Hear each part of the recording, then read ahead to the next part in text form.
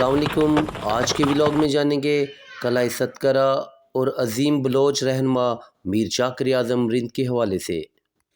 आगे चलने से पहले गुजारिश है कि जिन्होंने हमारे चैनल को सब्सक्राइब नहीं किया वो चैनल को सब्सक्राइब करें।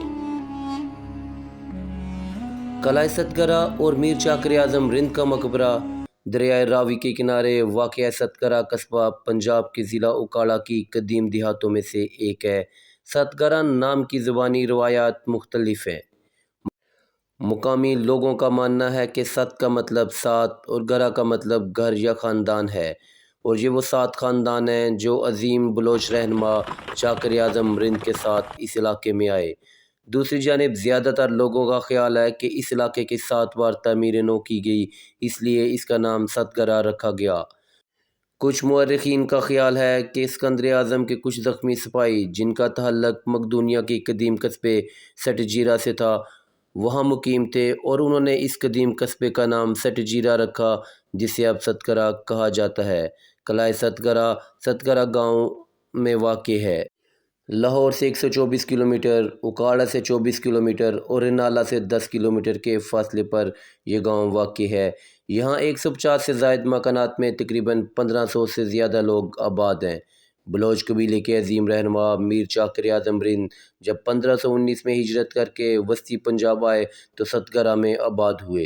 इलाके की हिफाजत के लिए यहाँ एक कला तामीर किया और 15 मुरबा किलोमीटर रकबे पर कला बंदी की गई। इस मकसद के लिए मुरबा शक्ल में 25 फुट बुलंद, 400 फुट लंबी और 400 फुट चौड़ी मजबूत दीवारें बनाई गई। ये दीवारें पक्की हुई सुर्ख ईंटों से बनाई गई, जो इस वक्त का मुकामी तामीराती मवाद था। दर हकीकत ये कला कम और आबादी की हिफाजत के लिए तमीर करदा फसील ज़्यादा मालूम होती है।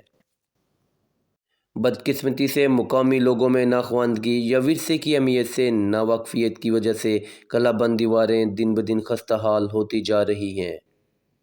कला से दुश्मन पर नज़र रखने के लिए 500 मुरबा फुट के 5 बुर्ज तामीर किए गए। कला में तमीर करदा बुर्जों पर मामूर कोई पहरादार किसी भी ख़तरे की सूरत में अगर एक बुर्ज पर आग जलाता तो दूसरे बुर्ज पर आग नजर आती और यूँ ख़तरे की खबर पूरे इलाके में फैल जाती। मुकामी लोगों की जानब से तोड़ फोड़ और बुर्जों की गलत इस्तेमाल की वजह से इनकी हालत काफ़ी ख़राब हो चुकी है। किले के एक बुर्ज को मुकामी लोग अपनी मवेशियों के फार्म के तौर पर और बहुत से लोग दूसरे बुर्जों को अपनी रिहाइशगाह और कारोबार चलाने के लिए इस्तेमाल करते हैं। ख़राब इंफ्रास्ट्रक्चर की वजह से बुर्जों की बैरूनी हिस्से को भी नुकसान पहुंचा, जिसने इनके मवाद और मजबूती को भी मुतासिर किया। सतगरा कला मुग़ल तर्ज़ तामीर की कदीम और ख़ूबसूरत तरीन मिसालों में से एक है। 1,60,000 मुरबा रकबे पर मुश्तमिल इस किलेबंद को गांव के 2 मरकज़ी दरवाज़े जिनकी लकड़ी के पैनल अब मौजूद नहीं किले के दरमियान में वाक़ मरकज़ी बाज़ार की तरफ ले जाते हैं, जो शुमाली और जनूबी बुर्जों की सीध में है। यहाँ मुग़ल, सिख और बरतानवी दौरे हुकूमत के बहुत से तारीख़ी मकानात मौजूद हैं। गालिब इम्कान यही है कि ये शहनशाह अकबर या फिर रंजीत सिंह के दौर में तामीर किए गए। कलाबंद दीवार के अंदर मिट्टी और ईंटों के मकानात के झुरमट से कदीम ज़माने को महसूस किया जा सकता है। कुछ घरों में अफसानवी और मोज़ाती दीवारें देखी जा सकती हैं। तारीख़ी ऐवानों की मौजूदा हालत अच्छी नहीं। मुकामी बाशिंदों ने किलाबंद दीवारों के अंदरूनी हिस्से पर अपने घर तामीर किए हुए हैं।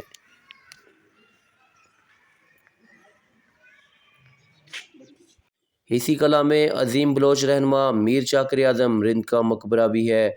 चाकर आज़म का असल नाम मीर चाकर ख़ान रिंद बलोच था, जो 1668 में पैदा हुए और वालिद शमाख ख़ान बलोच रिंद की वफ़ात के बाद बलोच रिंद कबीले के सरदार बने।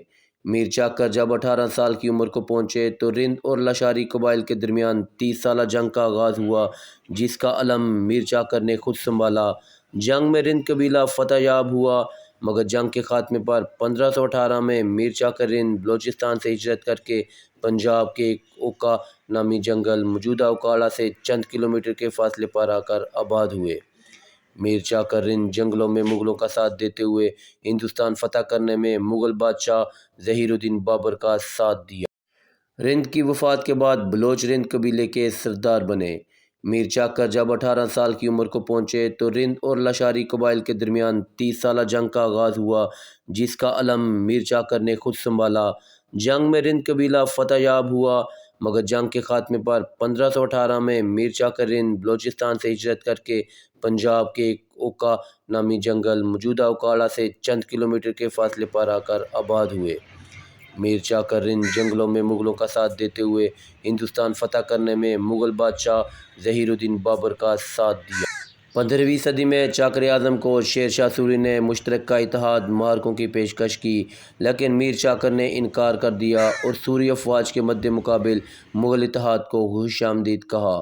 انہوں نے اپنے بیٹے کے ساتھ مل کر پنجاب پر حملہ اور ہونے والی افغان فوجوں کا مقابلہ کیا اور ہمایوں بادشاہ کو سوری فوج کے خلاف فتح دلوائی۔ ہمایوں نے اس کامیابی سے خوش ہو کر اپنے اتحادی میر چاکر اعظم رند کو ستگرہ اور گرد و نواح کا علاقہ حکمرانی کے لیے سونپ دیا۔ ہمایوں نے انہیں انعام کے طور پر ستگرہ سمیت ایک بڑی جاگیر، گھوڑے اور غلام عطا کیے۔ 1565 میں ان کی وفات کے بعد یہیں ان کا مقبرہ بنایا گیا۔ مقبرے کی عمارت میں ایک ہی لائن میں 5 قبریں موجود ہیں، جن میں سے ایک میر چاکر اعظم رند کی آخری آرام گاہ ہے۔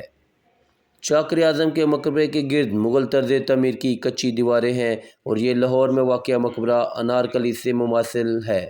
تقریباً 150 سال سے زائد عرصہ قبل رنجیت سنگھ نے نواب مظفر سے لڑائی کے لیے ملتان جاتے ہوئے ستگرہ میں قیام کیا۔